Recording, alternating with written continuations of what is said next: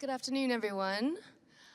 My name's Elizabeth Dellert. I'm the Director of Strategy and Development for the London Design Festival, and I'm very, very excited to welcome you this afternoon to the Global Design Forum. This year's theme is Design at/from the Seams.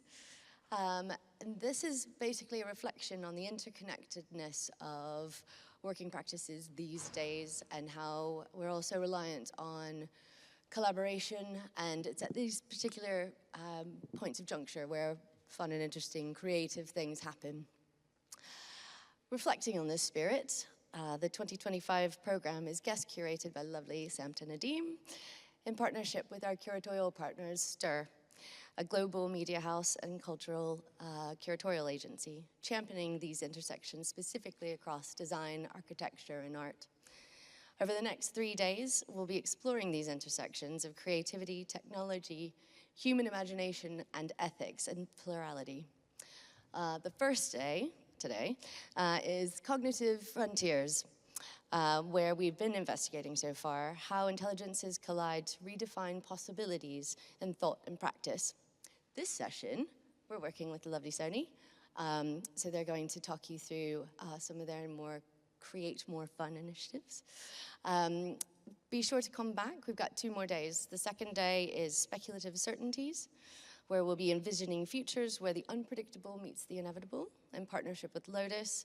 And then our final day, Infinite Realities, where we'll be revealing the many ways of knowing, being, and doing, and where that can take us. That will also feature a session with yours truly and partner L-Acoustics. So we'll be talking about how sound and light can modify human behavior. And in any case, all of these themes together capture the spirit of operating from the seams, where we challenge conventions and reimagine the role of design in shaping a pluralistic tomorrow. Take it over, Sony.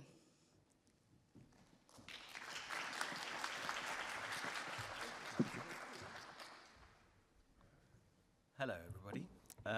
I'm so thrilled to be here and to see all of you and the very V&A. And we are here today to share insights and a bit about our process and what's to come. So we are representing Sony Design. My name is Alexander. I'm a senior manager and art director.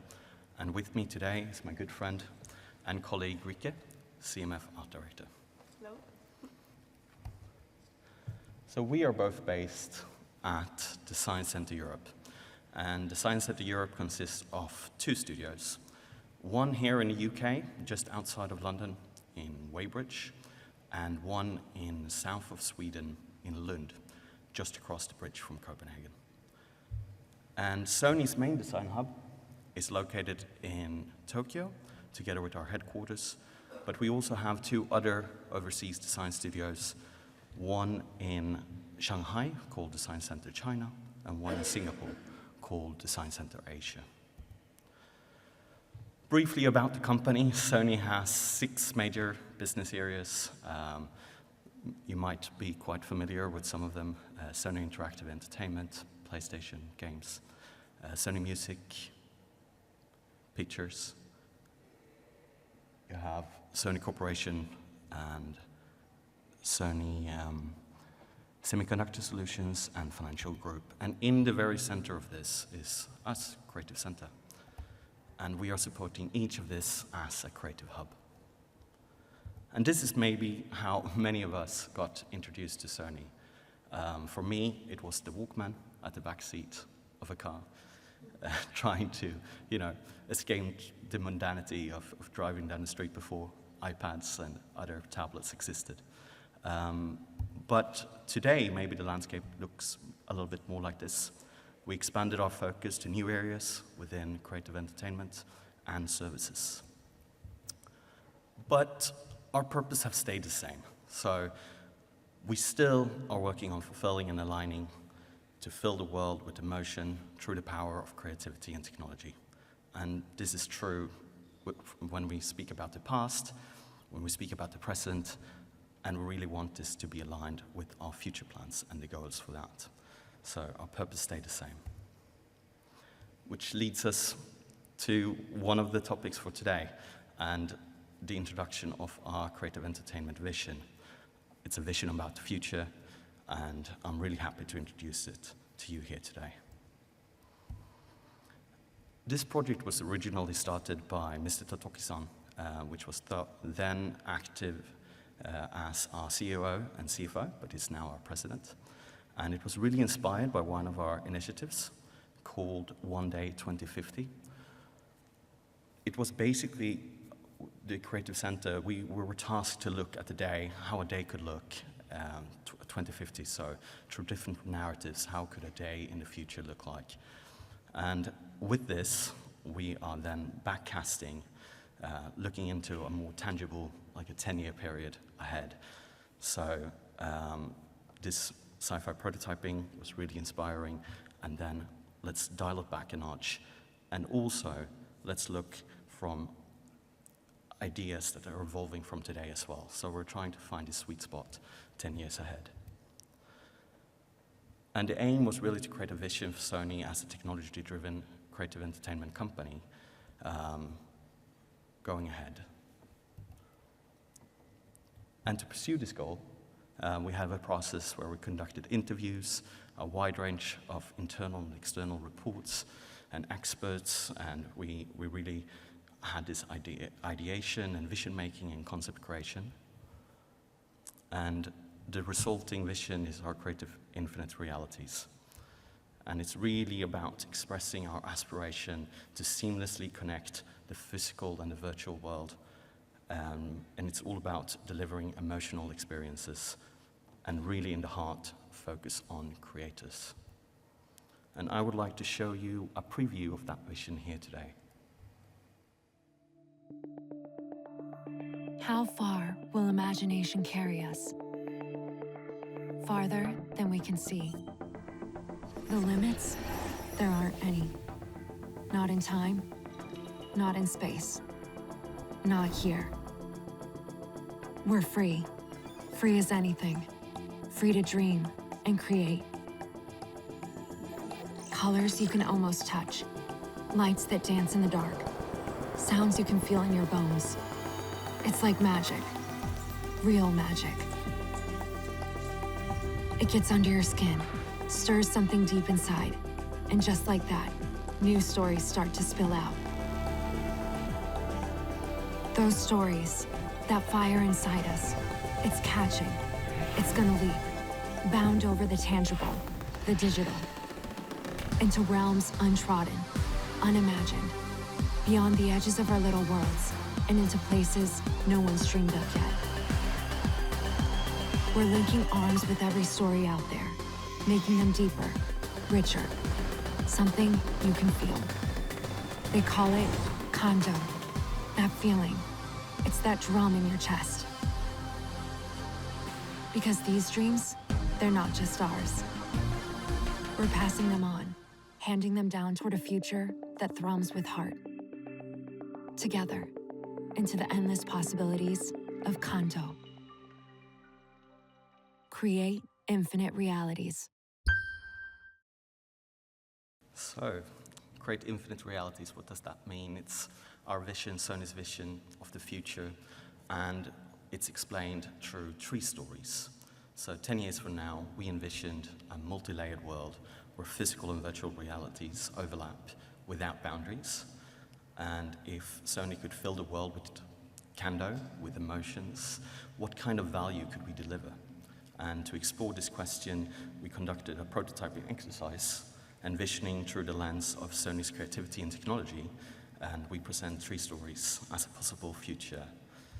So, the first one, Creativity Unleashed, is a story about giving creators more freedom through innovative technology and tools and platforms enabling new forms of storytelling. So it's about how technology enables creators from all around the world to collaborate freely across different medias like film, music, games. And it's also foreshadowing a future where real-time 3D tools and digital twins can enable this boundaryless, immersive creativity. And the second story, Boundaries Transcended, is telling a story how we can support creators and leverage technology to not only enhance their skills, but also to explore new entertainment formats, expanding their ideas across different media. So it's also about enabling fans. So it's about actively shaped content through collaboration and feedback. So it's really a future where creators and audiences co-create. And last but not least, narratives everywhere. This is a story about letting people explore immersive worlds, enhancing the physical space, and enabling multisensory experiences. And this is all about creating a deeper human connection as well. And all of these stories you can read in full at our website, Creative Infinite Realities. But now I would like to pass over to Rikke, that will talk more about in depth how we go on about the research that leads to this and how we're shaping these. So. Thank you, Alex. So I'm going to talk a little bit about our Sony Design Research Project, which is an annual global project where we explore what goes on outside of Sony when it comes to tech, consumer, and also trends. So we filter through, of course, through the Sony legacy, tech innovation, and also business strategy to decide what is relevant for us to work with. And we've been doing this kind of research since around 2008, and the entire project cycle is around 6 to 9 months, and it starts in spring, and then we release the report in the end of autumn. And this year is actually the first time where we are doing external report. Usually it's always only internal, and we're doing this through a magazine called Signals, but I'm going to talk more about the Signals magazine later. First, I'm going to talk a little bit about our process and how and why we do research. And at Sony, we really value research a lot, and we want to spread enthusiasm and also cultivate curiosity within the company. So why else do we do this? Why do we choose to spend money on this? You can argue you can just use an AI maybe to do this, but we are using this because we find it's not only about observing things, it's just more than that. This is a picture from Milan Design Week a few years ago, and we go there not just to look at furniture, but also to see what are on the top of companies and also designers' mind. What are they dealing with at the moment?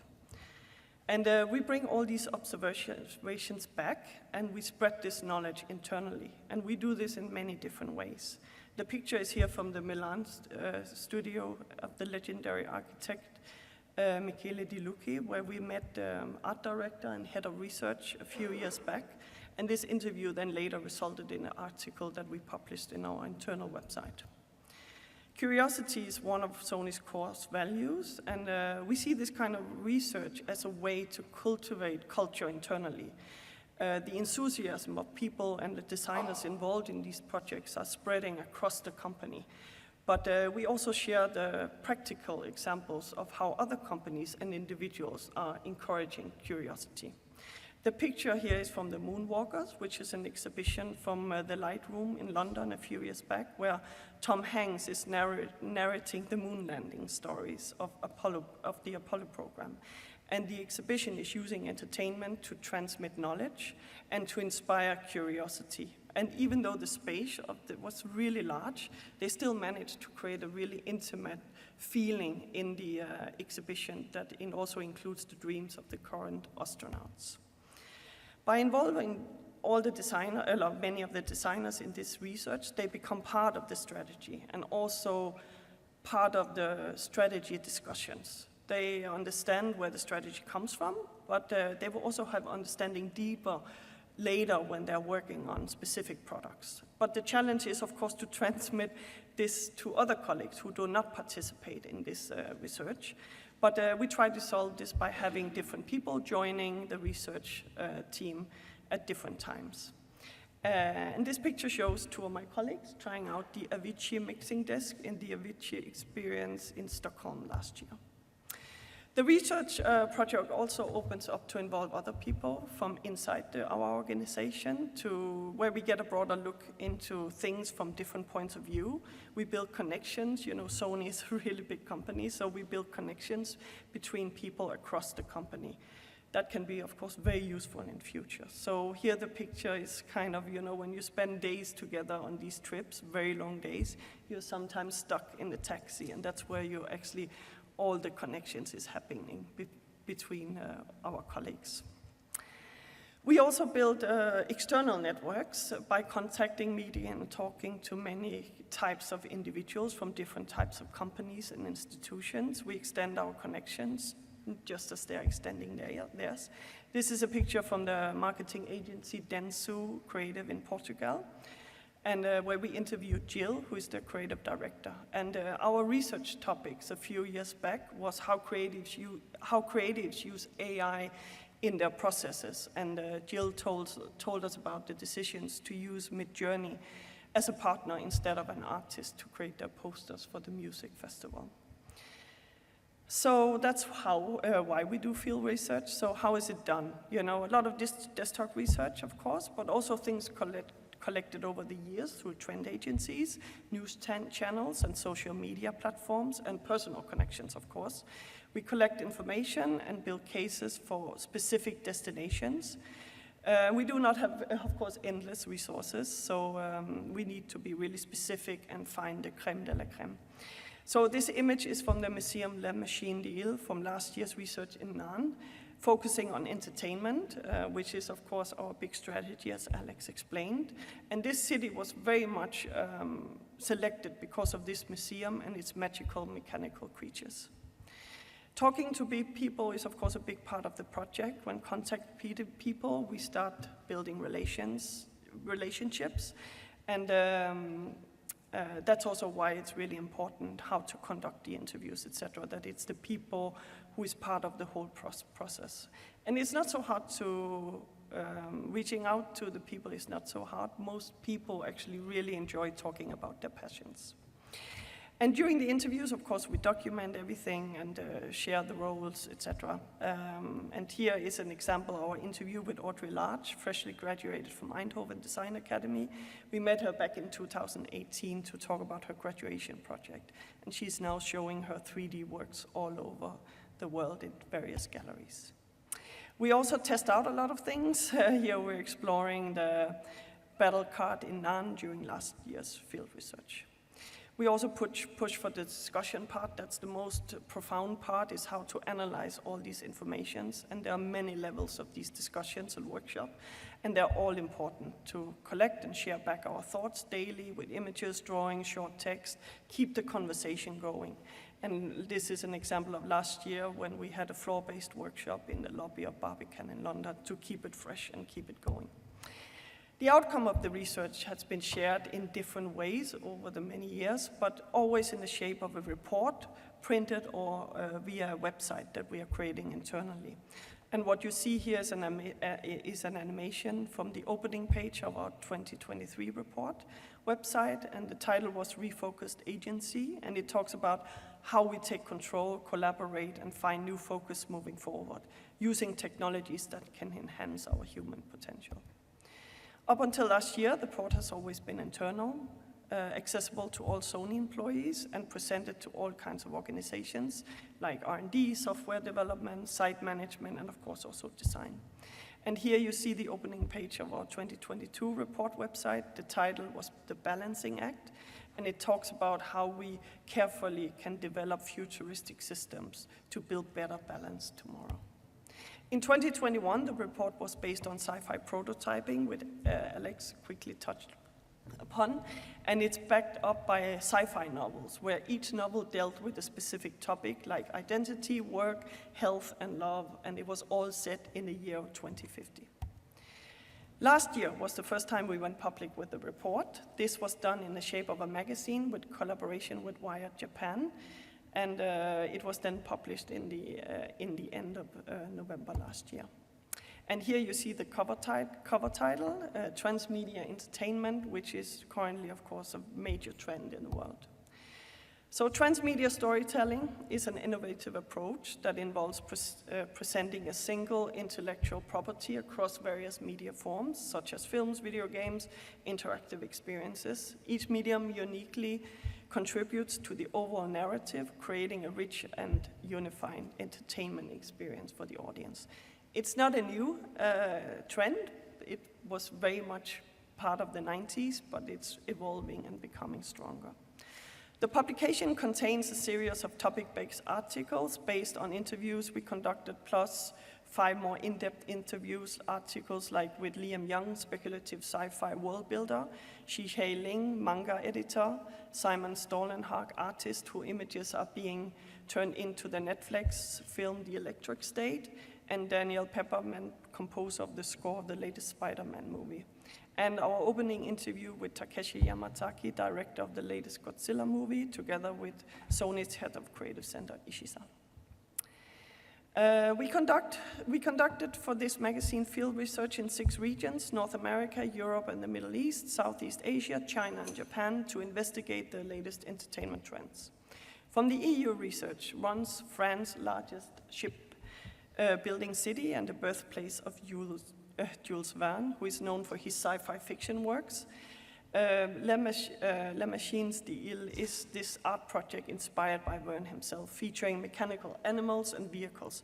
Visitors can then explore and ride these through the city. And it's a very good example of transmedia, both personal and contextual to the city of Nantes. Workshops also demonstrate how these creations come to life, emphasizing the creative process of the idea of it. And of course, Nantes is a world leader in public art, with significant budget allocations for installations, making art accessible through all the city. COSM is an immersive entertainment facility in LA, which created new immersive experiences under the concept called shared reality. That was also very interesting for us to go see and experience these. And here you see the Mu Wolf Omega Mart in Las Vegas, which is an innovative immersive experience that begins with this whimsical fictional supermarket filled with quirky products and hidden passages. And it's kind of a theme park based on location-based entertainment, but the Mouse Studio is very cleverly using DIY an attitude, so they prototype in real time behind the scenes to improve the experiences, which is very much different from the more conventional type of theme park. And you can also engage in this mystery-solving adventure called the Uncovering Supermarket Conspiracies, where clues are cleverly integrated in the store's product and advertisement. One trend in the transmedia nowadays is a lot of original content is coming from games, and games is becoming art and a kind of a craftsmanship. And we also zero in on the concept of world building, which I don't know if you heard the talk before, was of course touching upon, maybe a little bit different way, but we want to, if we want to create good transmedia entertainment, we need this world building to construct a coherent and compelling world. And we explored this topic through interviews with Liam Young, this speculative architect explaining his process. And in this year's issue, it also features the manga story based on the idea by Yatsuo Nakayama, an entertainment sociologist. And here we try out this world-building process to translate part of our report into a manga, which was quite fun.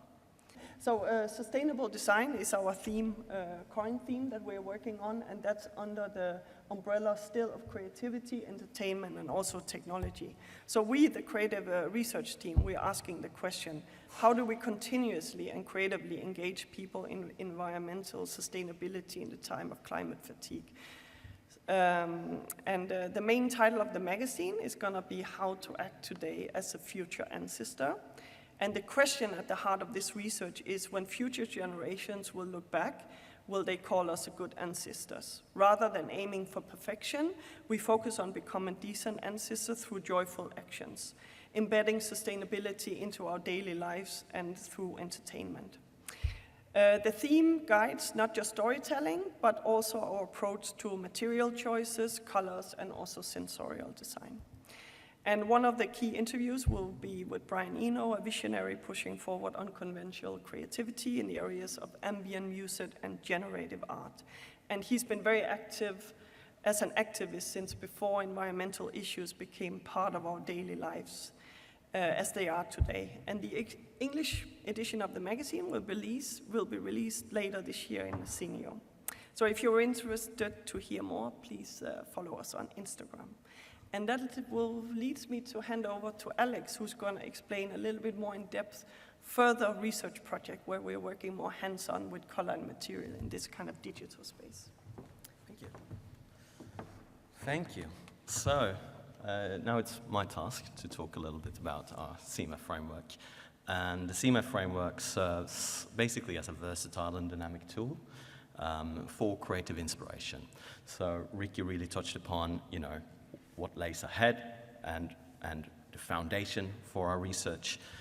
And that's a major part and a major contribution into the CMF framework. So we gather data from external and internal sources. So, for instance, the Signals report, the Signals magazine, but also focusing heavily on design trends and general insights. We're really trying to find diverse expressions and, of course, material innovation. So it's basically, Signals is about understanding the world and our place in it, of course. That's giving us an understanding of why, while the CMF framework is going to give the tool set for our designers to basically do the how and create and express ourselves. So, how are people supposed to use this? So the CMF framework it features 8 different clusters, and I will introduce 4 of them to you today. It's rooted in research, as I mentioned before, and it's designed as an inspirational tool. So the whole idea here is to present this to our designers, allowing them to explore and understand the fundamental research and also the background, but then to expand, to build upon this, to basically take in resources or insights that are quite unique for the particular program that they are working on at the moment. So this could be anything from a particular target group or something really, really aligned what they're working with. And then they're encouraged to reconstruct. So in the past, maybe we've been a little bit rigid in the way we are dictating design themes. So now we're trying to reinvent ourselves and create clusters instead, really building upon the fact that we're creating building blocks, and we're encouraging our designers to really build upon this in creating their own new narrative, but that is founded in our research. So that's quite interesting. And then, of course, applying it in the end. So let me introduce you to a brief introduction, like a 1-slide summary to we, of course, have further in-depth analyses of this in our reports, but I don't want to waste too much time going into depth. But I would like to touch upon a little bit about 4 of our clusters. So this is multi-primitives, and multi-primitives is all about how raw and honest expressions, and it's really about being honest about materials and how it's being used. And this is also expressed through its shapes, through its color palette, and it's really about highlighting the function of each material. In contrast to this, we also have a cluster called Dreamscape. And Dreamscape is more about these vague, blurred expression, powdered pastels, and very much tailored to the expression that transcends the physical and virtual. So this is really inspiring, and we use this in certain projects that really could benefit from this. In contrast to both of the previous clusters, Distorted Viver, and on the other hand, this is really about playing with, clashes of colors, playful proportions, unconventional visual cues, and these really, really vivid expressions. And the last one I would like to touch upon real quick is metaphysical nature, and this is really trying to capture this inspiration from nature and present it in new contexts. And in the past, these types of reports have been used purely internal. And for the first time, a few years going back, we were able to actually present this to an external audience, and it's been really, really well perceived. So I would like to share how that has been presented in the past, which leads us to one of our initiatives that was called Create More Fun. So play of words there. And this was really about taking these kind of influences and presenting them, and this was presented at 3 Days of Design in Copenhagen 2024. So, as I mentioned, really positive feedback from the external audience when we presented this in Copenhagen. So we got the opportunity to present it in Tokyo as well, which was great because we could spread this further. And then this year, we actually got to present in Shanghai as well. So this has been traveling, and it's all built on the momentum from the first exhibition in Copenhagen. So a little bit more about the exhibition in Copenhagen. Just briefly, we designed in the city center, a really beautiful building, and it's just across the bridge from our office in Sweden. And the aim was really to engage with creators and the local community, and really to show our presence as Sony in Europe, but also to be able to create these new connections, to enable to share our process, to get feedback. And it was really a major part of a design-centric approach. And it was really interesting to get the feedback and to open up. I think when you're working siloed and when you're working or behind closed doors, it's sometimes hard to understand. It's sometimes hard to understand the true value of what you're doing, and also to what degree it resonates with people, because you get excuse the pun, but a little bit colorblind. And being able to present this to external sources and get their feedback was really, really encouraging. So it was so inspiring, and also it was interesting because people visited us with a certain set of expectations, maybe that we would present a new product or like a big marketing campaign, and they were quite intrigued by the fact that we were just opening up a big part of our research and showing quite bluntly, the research on the table, if not everything, at least a quite share of it, and that very response that we got from that exhibition leads us here today, because we just further wants to initiate these types of dialogue with you, the audience, and the world, and everybody else, because this is what's really interesting. So that brought us to be able to actually exhibit in Tokyo as well. And here we collaborated with an interior design brand called Stellarworks. So we've been collaborating with them in the past. We had an exhibition in New York, but this time we got to borrow, we got to exhibit in their showroom in Tokyo. And we integrated parts of their design into our exhibition as well. So not only did we present our color strategy and also our design research, but we got to implement some of their pieces into an interactive experience that was presented here as well. And later on, I have a demo that I will show you in real time how this works. But we integrated their furniture, and we had this room, their showroom, expanded into a virtual space that you could flavor by introducing different flavors from the different clusters into the space. And then last but not least, actually a few months ago, we got to exhibit at Design Shanghai. It was a little bit different flavor. This was at the major exhibition hall. And here the visitors was really guided through the exhibition, through the introduction of Sony design, research, and the conclusion. And I think we had 5,000 active visitors in Denmark, and here, because it's China and it was over a couple of more days, they had 15,000 visitors visiting, which was really interesting because we got so much good feedback that we could take back. And again, just wanted to be quite open and honest about the fact that how interesting it is when you start opening up your internal kind of processes to the world, what kind of feedback you can get, and it's been incredibly valuable. So let's talk a little bit more about the concept. So how did we come to this, and how did we resonate to design these exhibitions? So the main idea was to create almost like a two-room layout. This was due to the fact that we had 2 rooms in 3 days of design, but it was quite efficient because we could split up the 2 different experiences. So in the first room, we really wanted to share our process. We really wanted to also get people to get hands-on with our material samples and to get introduced to our visuals. So this was almost like the intellectual part of the exhibition. We explained how we go on about it. We explained the background of how everything is designed and how we come to these different conclusions. We had physical samples people could interact with and so on.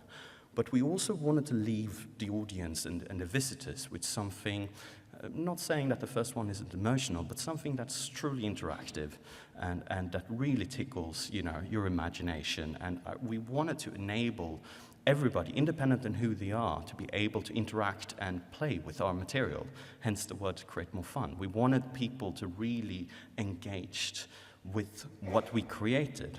So how to do this and how to do this on a level playing field where everybody can interact and be a creator, if only for a few minutes. So we had an interactive room, and this started with this whole idea of creating something that people can truly, truly take away and interact with. And we basically come up with the idea to expand the room that I touched upon before. So we mounted 3 really large displays against the wall and designed the space so the space would continue flowing from the physical space into a virtual space. And we also designed proprietary controls that were supposed to be as intuitive as they could be, to limit, you wouldn't need to be able to draw or to design or to use these tools. This was as simple as turning up the volume on a volume knob to interact with this, and also to really encourage this physical kind of, we all remember maybe, you know, being small and interacting with knobs and these old stereo systems before everything was just a touch screen. So we really wanted to encourage this as well. We really wanted people, in the first room, they got to touch the samples. In the second room, we also wanted them to touch the experience of being a designer. So the whole philosophy behind this was basically to create an experience where if you dial everything back to 0, you have this white canvas, you have the room, and the room that you were in was also just painted white. So you had this extension of the room, this white canvas extending into a virtual space. But you were presented with these 4 different knobs, and you were kind of presented to what these knobs represented in the first room. So in the first room, you had these different clusters, and each knob here represented one of the clusters that you got introduced to in the first space. So as you dial these different dials up, you start to populate this space with flavors from these different clusters, and we introduce them into the virtual space. So how did we do this? Basically, we had an idea what the key ingredients from each cluster entailed. And so, for instance, when it comes to multi-primitives, we took some of these ingredients and then we designed a virtual space and extension using these key features, the color palette, the way it moved. We also created a soundscape that we felt was really resonating and representing the flavors from this cluster. The same when it comes to dreamscape. We took this and we made it much more airy, we made it fluffy, we made it diffused, completely different, and we're shaping walls and things are moving. And this was all to encourage and to get people to understand, all right, this was the insights, this was the background, and now we're bringing it in and we're allowing people to really get a feel for it. So when it comes to distorted vivid, here we had a giant balloon blowing up in the entire room, populating the space. Things are distorting in real time. And metaphysical nature, we have these natural elements just taking over the space and almost also like this entity floating on the top, on the left. And with that being said, we have the demo running here today. So I would actually like to show you this in real time. So I have a set of knobs in front of me. So here you can see the white space. This was the extension of the room. This is unpopulated. And then as I dial, we're changing walls in real time. The lighting starts to change. Things starts to appear. We introduce sound. And now you have a 100% multi-primitives room. And this is how this would look. And then dialing it back.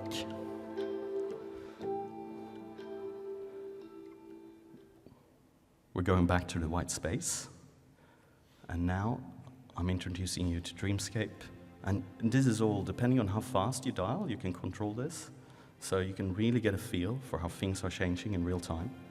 And you can see also on the floor how the shape of the lamp is changing the light on the ground, and how things slowly appear and twist and morph.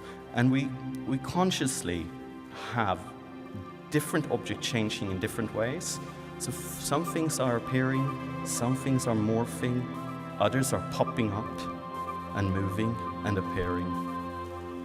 And here again, we have 4 different audio tracks that gets introduced gradually over the course of as you dial the volume of the experience up in the space.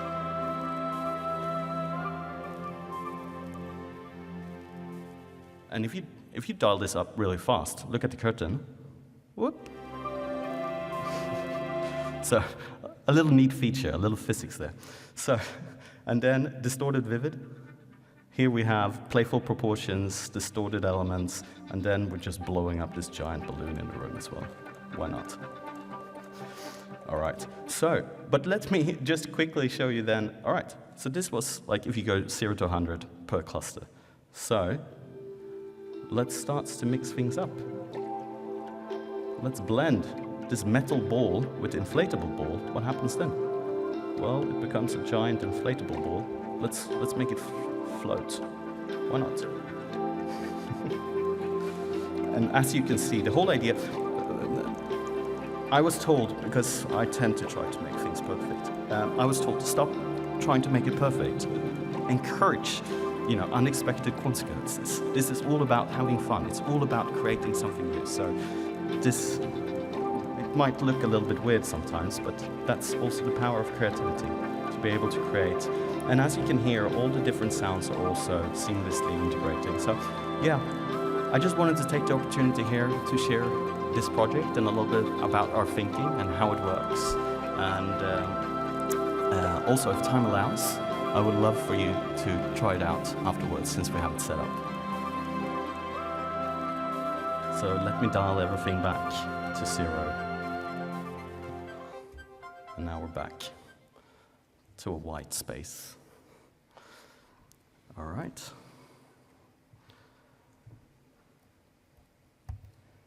So at the exhibition, we also presented an early vision of where we wanted to take this project forward, how we wanted to take this forward into the future. And one of our ideas, and we built this concept video to explore and express this idea. And it is basically to take the frameworks and the clusters and build this digital mood board tool that we wanted our designers to freely interact with and play around with. Of course, as a tool to express and reconstruct and build their own stories, but also as a fun and interactive way to help telling the stories of the clusters and how to say it, explain or train or encourage people to interact with the material that we have. Because as designers, we want to interact with the material. We might not always want to read a book. We want to get hands-on. And by having these different tools where you can get hands-on, it's quite interesting, because then you can learn from doing instead of just learning about it in philosophy, and then you have to go out and express it. This was supposed to be an interactive experience. And I'm happy to say, as a first off, we've shown the video before, but that was a pre-rendered video about our imagination of what this could be. But actually, as a world first here today, we actually have the digital mood board prototype up and running. And this experience, as well as the previous experience, is all rendered in real time. So I actually have it here, so bear with me. All right. My mouse is working. So this is iconic purpose. this is one of the clusters that I didn't introduce to you. So this is all about finding signature elements and having material with iconic purpose and highlighting functions and so on. But let me just show how this works. So basically, I can just go in here, start changing materials, moving objects around underneath. I can change the perspective, move the camera around. So again, this is an early prototype, and we built this to encourage our designers to get familiar and to play with our material. So this is all about this playful process again. How can we encourage people to start playing and working and using the material that we create and encourage them to interact with it and to learn more and to feel inspired? So we also built in so we can basically change color on everything if we want, but this is more the Pro Tools. This is still work in progress. And we can, of course, rearrange everything and hide objects and really, really try to encourage people to create new creations, new ways of working. So this is iconic purpose. Let me show you something completely. This was distorted vivid. Maybe you remember it from the big inflatable ball. We can just go around, change things around. We have this giant, fluffy, experimental thing as well. So again, by creating these interactive live rendered and live tools, we really want people to play around, to create their own mood boards, to get inspired, to learn more about the material that we already made. So this is, I'm really happy that we can build these kinds of experiences and we can play around with them. And this was the one that was shown in the video. So trying to kind of recreate what they did in that video real quick. So basically just showing how this is all happening in real time. So we just wanted to show you this as a brief introduction again. And with that being said, I would love to pass on and open up the floor if you have any questions or any feedback.